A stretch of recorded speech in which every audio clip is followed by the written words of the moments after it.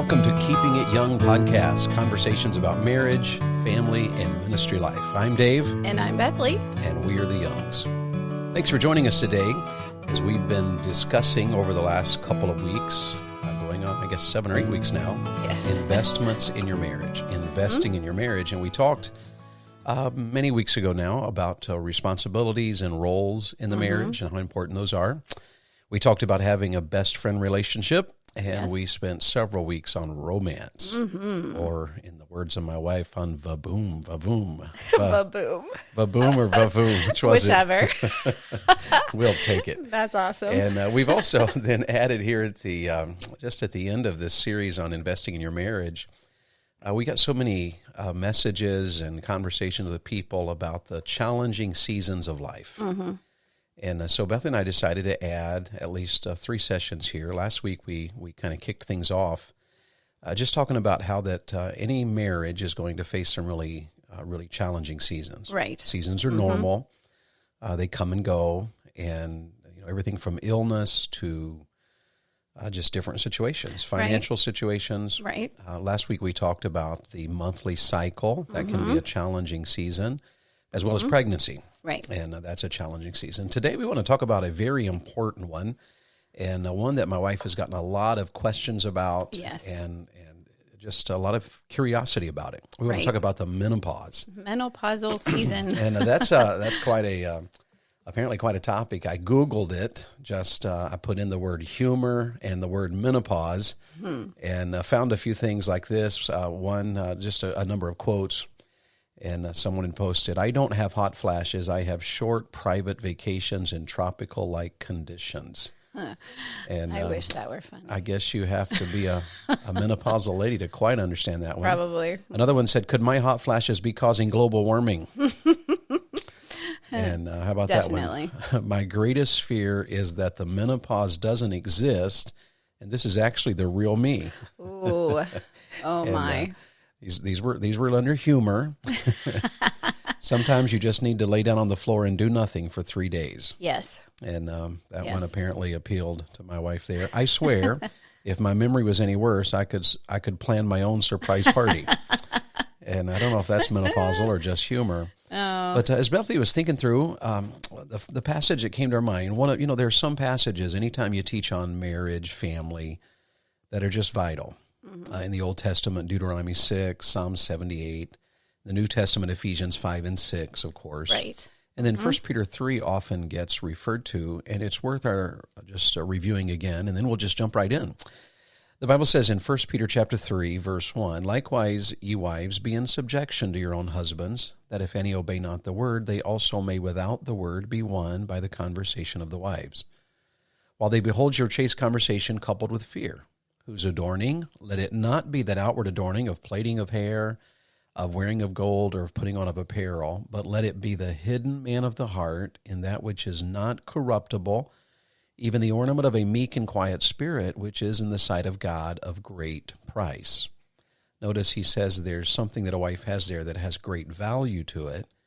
And then in verse 7, he says, "Likewise, ye husbands, dwell with them," that is your wife, "according to knowledge." You're to understand her.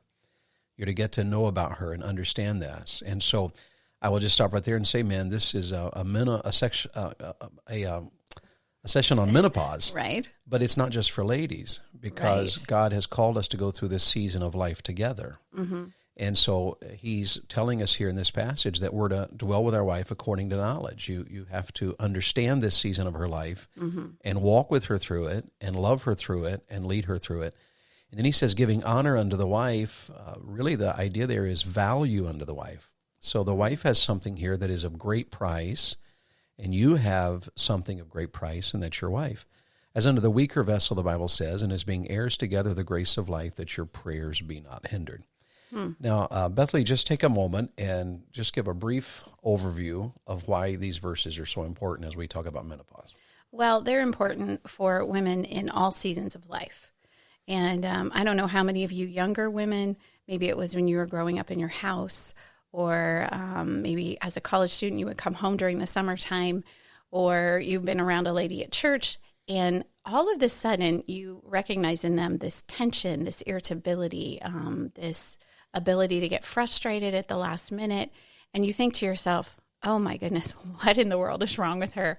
I do not want to be like that. Well, let me tell you, 1 Peter chapter 3 is important, not just in discussing roles that we have as a wife and husband, but in discussing how we as women can have that meek and quiet spirit, which is, if we just want to put it in today's terms, a peaceful spirit through all seasons of life. And this is not going to happen when you all of a sudden come upon your perimenopausal or menopausal season.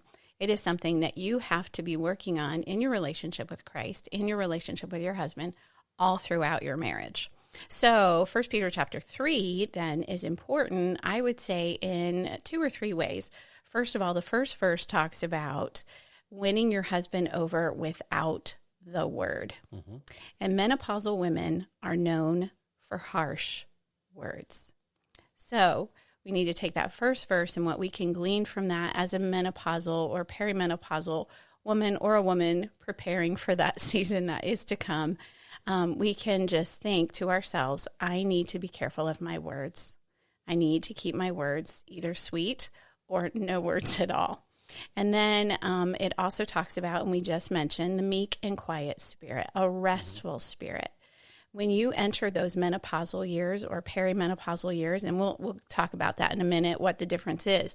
But when you enter that, there is this sense of getting overwhelmed very easily. Tasks that you once did because now you are super mom, you have raised some little children, maybe you have high school children, maybe you have college students, and you just run through your day. You do loads of laundry, you make meals, you run to the grocery store, you do all of this stuff. And all of a sudden you wake up one day and you look at your to-do list and you think, I can't do that. There is no way I can do that. And you feel very overwhelmed at simple things that you get frustrated about your to-do list. You get frustrated about your attitude about your to-do list, and your spirit is very unrestful. And then it comes pouring out in those words that we talked about before. Sure.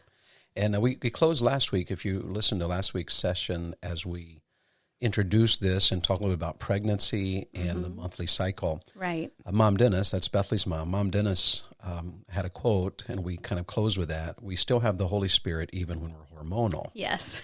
And that's worth our drawing our attention to, because of 1 Peter chapter 3, it's a reminder that as the world goes, there's this idea, it's just how I am. This is my time of life, and if you don't like it, get out of my way. Right.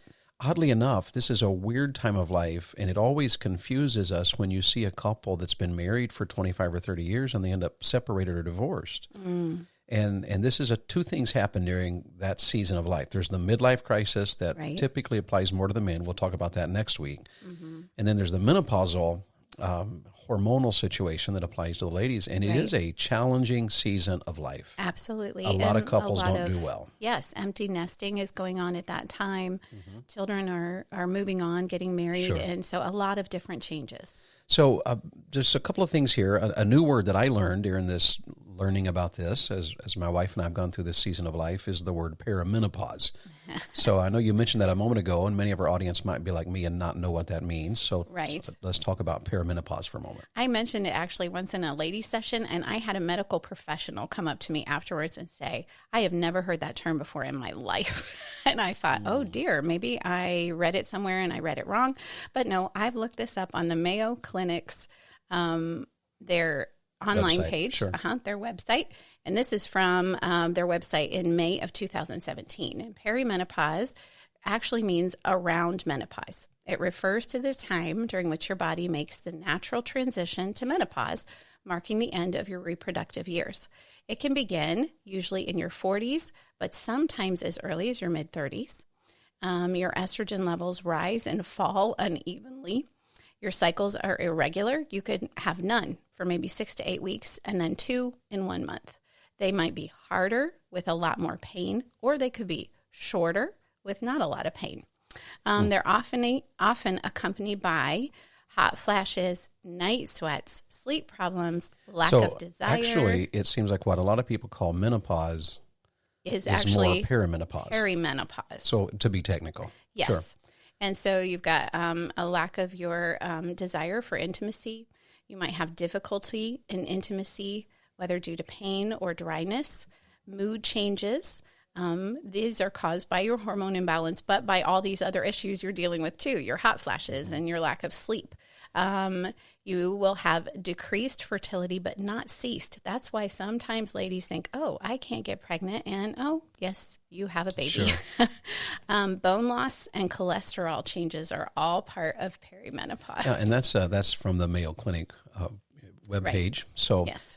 The interesting thing about this is that there's all kinds of recipes here for challenges. Absolutely. Just because, obviously, men, if your wife is going through this, then she's not feeling well. Mm-hmm. And it is an ongoing, if it starts sometime in the 40s, you're talking 3, 4, 5, 6 years of perimenopause. Absolutely. I've heard that some ladies can be going through perimenopause up to 10 years. And so you got a lot of challenging seasons there. Even the lack of desire for intimacy. We've just talked about romance, and we've made a biblical, we've taught very clearly that it is a biblical part of marriage, intimacy, the Yes. bedroom. But at the same time, this is a challenging time on both fronts. For most men during this time, their testosterone levels are decreasing, Right. and they're beginning to feel a little loss of that youthful manhood. So, which leads to the midlife crisis oftentimes. Yes. Uh-huh. But then you combine that together with your wife who just has no desire because of all the hormonal changes in her Right. life. And it's a time that's going to take extra work. Yes. It can be done, and it should be done. And we are called of God to understand each other, love each other, and work together through Right. this. But it has a lot It's of a recipe for it disaster. has a lot of challenges. So that's a perimenopause, which literally means around menopause. Right. And these could be the years leading up to. And ladies, it really can begin in your late 30s when those monthly cycles start getting harder and you're thinking, what is wrong with me? Why is this so hard? And then just continue all the way up through your 40s. Sure. So then take a couple of moments there and give us some more facts about, that was perimenopause. They're obviously related but different. So menopause, tell us about that a little bit. So menopause actually is the cease of your monthly cycle. And this is what ladies my age, we get around each other if we're alone without the men, and they're all like, how long have you gone? And you might go 8 months and not have a cycle, and then all of a sudden, you have to start over again because you have a cycle. So you have to go 12 whole months. And I can tell you that's a little disappointing, man, when your wife has to do that. When she's thinking, I think I'm about done with these cycles, and then they 11 months have passed without one, and then you get one. So you have to start over. So this is the total cease, and you have gone 12 months with none. And then usually this happens in your late 40s, early 50s. 51 is the average age, according to the Mayo Clinic. Before menopause actually takes place and during the perimenopausal time, you will have maybe some weight gain. Isn't that exciting? You will have chills along with those hot flashes. And David can tell you, sometimes I go to bed and I am freezing to death. Yes, freezing. And I cover, and come along about 1 or 2 o'clock in the morning, get those covers off. I am sweating. So it's just such a weird juxtaposition of feelings. You will have a slowed metabolism and lack of energy. You might have some thinning hair and dry skin and loss of fullness in all of those wonderful curves that made you look so youthful. And now all of a sudden you don't have that youthful look anymore. And so, guys, it's a time when your wife feels vulnerable. She feels like she's having, just what in the world is happening to me? Yes. She has these things happening to her that she's never faced. She has lack of energy. She doesn't feel good. And then she doesn't feel pretty. Right. Because changes are happening in her body. And it's a time for us as men to rise to the occasion, to walk with our wives through this challenging season of life. So we just wanted to give you the facts there a little bit. Now let's just give some advice. Right. Because many of you, if you're married, you're going to face this. And some of you already have, and you're through it, but many of you are right in the middle of it. So let's split it up, give some advice for ladies, and then we'll give some advice for you husbands. So let's start with the wives. Give the wives some advice about dealing with perimenopause and menopause, facing this challenging season of life and winning. Okay. I would say to you younger women that are listening, these are things to go ahead and implement right now. when you're going through your monthly cycle, when you're pregnant, it's good practice because menopause is, as we already pointed out, so much longer than a 9-month pregnancy or a monthly cycle. Sure. So my first advice to you would be you can see a doctor. You don't have to see a doctor, but your OBGYN is very helpful, and they can offer all kinds of advice. And even maybe some remedies, medicinal remedies that you might choose to go into. But then, some ladies just choose to use natural remedies. Yeah. And Bethany and I take the position that it's entirely up to each couple. Absolutely. If the two of you talk about it and you feel like the medicinal route is the direction God would have you to go, then that's between you and God. Mm-hmm. And others, we have other friends that are very convinced that the natural remedy is the way to go. One of my observations is that in our movement of Christianity, typically, whatever route a person chooses, they feel very strongly about it. Yes. This is what I did. You've got to do this. Mm-hmm. But the fact of the matter is, you and your spouse have to work it through. Right. What works for you may not work for someone else, and what worked for the 10 ladies at your church may not be what you should do. And every woman is different. Sure. So that's a very personal decision. But there are medicinal remedies. There are natural remedies. Communicate. Now, that's a big one. This is a huge one. And this has been a help to us. Communicate. Communicate. Don't wait until you're feeling so overwhelmed by everything to pour all that out on your poor husband and children. You need to communicate early on. One of the things that has been helpful with us is our early morning walks or our afternoon tea and coffee time. That gives us a time that's just chill, and we can communicate about things. What's in your day? What can I help you with? All of that sort of thing. So don't give up on communication. Find a Titus 2 woman. One of the things that also was a huge help to me is when I started realizing that I wasn't just going crazy, that there was something happening hormonally to my body, then I started asking questions to ladies that I looked up to, respected. They were godly ladies, and I would ask them questions about doctors. I would ask them questions about natural remedies. I would ask them questions about spiritual remedies. And they by were the way, a huge help. A Titus 2 woman is a woman that encourages you to be on the right path. Right. Because sometimes, I've noticed just in observations that sometimes you'll have a lady who's like, well, it's just a terrible time and there's nothing you can do about it. And so it's not a help. And if a lady's not helping you to be successfully facing this challenging season, if she's not encouraging you about your marriage and your walk with the Lord, she doesn't qualify as a Titus 2 lady. Right. You don't want someone just to commiserate. You want someone to communicate with you the Word of God. Sure, and to help edification. You. Which leads Bethany to say here in the notes I'm looking at, stay in the Word. Stay in the Word. You will be tired. And, one of the things I didn't know about menopause is that you will lose sleep. You will wake up in the middle of the night for no reason. And use that time to either memorize verses, to pray, to get up and read your Bible.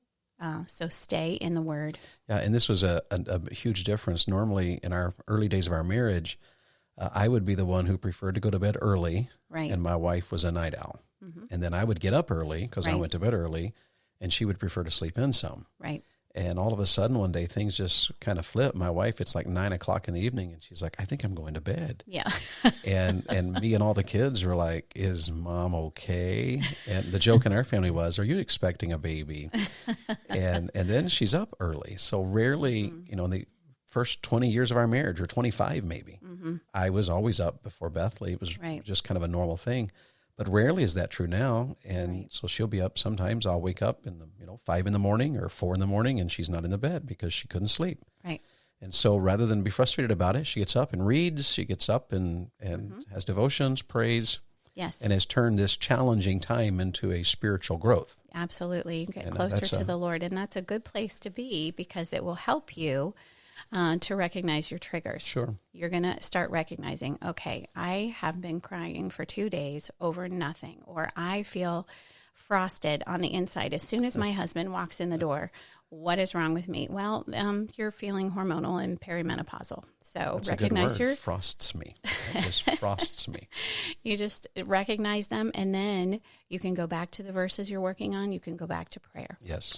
So continue also to work on your best friend, dating, and romantic relationship with your husband. David alluded to this earlier, that this can be a challenging time. You're both tired. He's going maybe through midlife crisis a little bit. You're perimenopausal. You just don't work on your relationship. You should work up the energy to work on your relationship, to date, to have those conversations, and definitely to be romantic and in the bedroom. This is also a place where those natural remedies and maybe seeing your doctor will be a help. Sure. Okay? Connect with your children and love on your children. Because if all your children ever know about you during this time is that you are irritable, you will look back on those days with a lot of heartache and a lot of regret. And you do not want that. And it will color your children's opinion of you down the road. Absolutely. They'll look back and they'll be like, oh, my word, remember Mom? Yeah, remember Mom during that one holiday? And I'll talk about that in just a moment, how men, we can help with that. So Yes.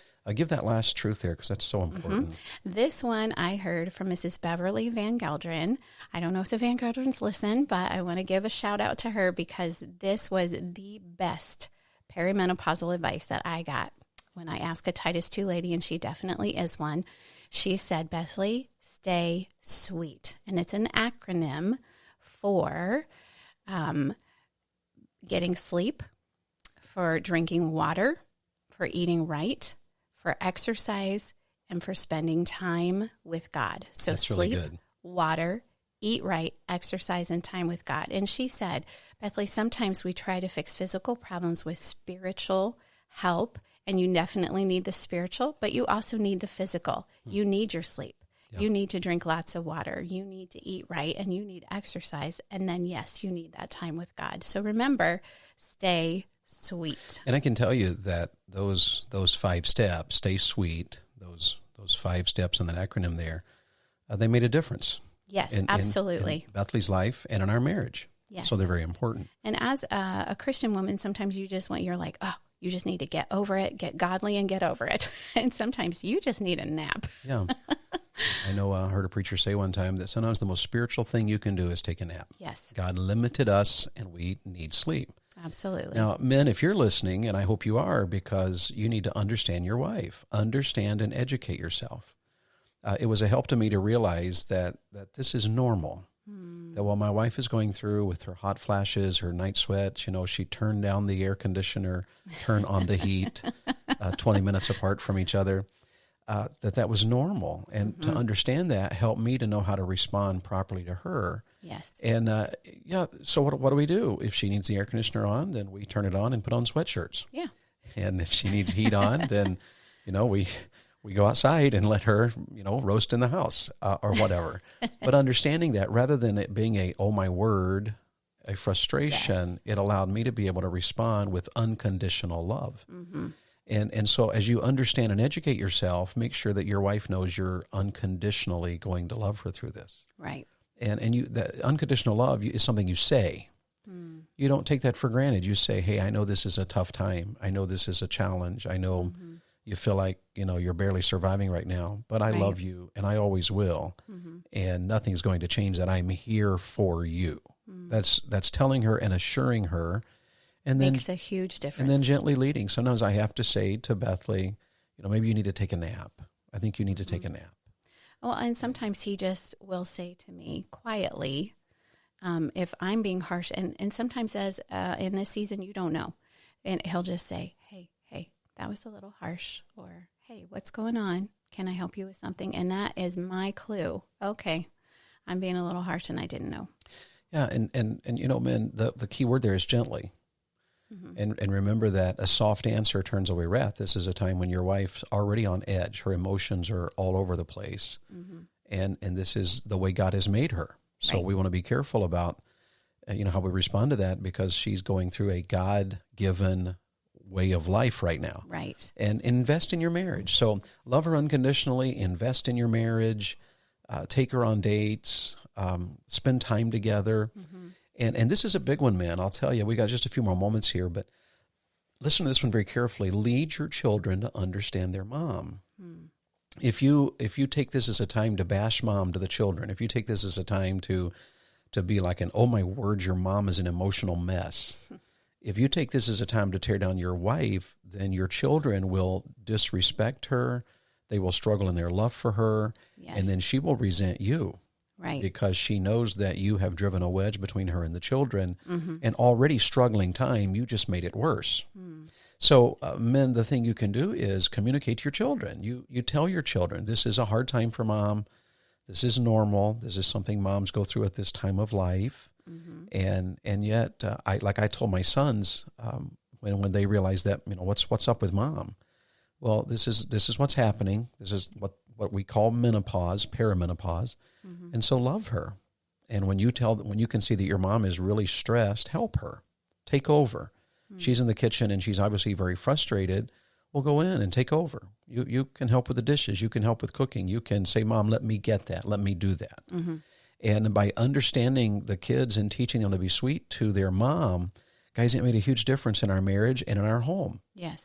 And you've got to be the initiator to that. Right. Your kids still need to be respectful to mom, even though she's going through perimenopause or menopause. Right. And what great training for your boys. Yeah, and that's what I told my boys. Someday your wife is going to go through this. Yes. And learning right now is a time to be sweet. And our boys have risen to that occasion. Yes, they are aware of their mom and our daughters as well. Yes. But I thought the little acronym there that Beverly Van Gelderen gave to the ladies was good for the guys. You stay sweet too. Yeah. And that is that you get adequate sleep and drink water. This is a time of life where staying hydrated is important. So Absolutely. Drink water, eat right. Nothing wrong with, enjoying life, but err on the side of eating right. And exercise. It'll help your testosterone levels. When you don't sleep well, you don't eat right, you don't get exercise, you complicate the season of life that you're going through as a man. Absolutely. And make sure you spend time with God. And your time with God is your personal time, but also time with your family and your wife. Yes. This is a big time, and we've noticed that so many people struggle during this time. Some marriages that have seemed like all was well for 25 years, all of a sudden are falling apart. Right. And this challenging season of life can be faced with grace, with joy, with dignity. And so go back and review that passage in 1 Peter chapter 3. Look over these notes, think about them, follow this advice, and if you need help, get it. And we'd be glad to help you. Any closing words as we come to an end here? Ladies, if you start into this season of life, you're not losing it. This is a God-given time in your life to draw closer to Him. Absolutely. Okay, well, that's the challenging seasons of life, part 2.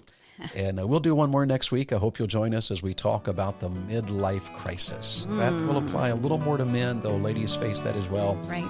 And so we look forward to talking to you about that next time around.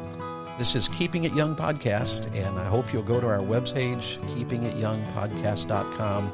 There's a little microphone down in the corner. You can send us a voicemail. Just click on that. We'd love to hear from you. Self-explanatory. If you're enjoying our podcast, I hope you'll share it, you'll like it, you'll subscribe to it, and let your friends know about it. So thank you so much for listening, and we're the Youngs, and we're glad you joined us today. The Keeping It Young podcast is a Bax 5 Media production. All rights reserved.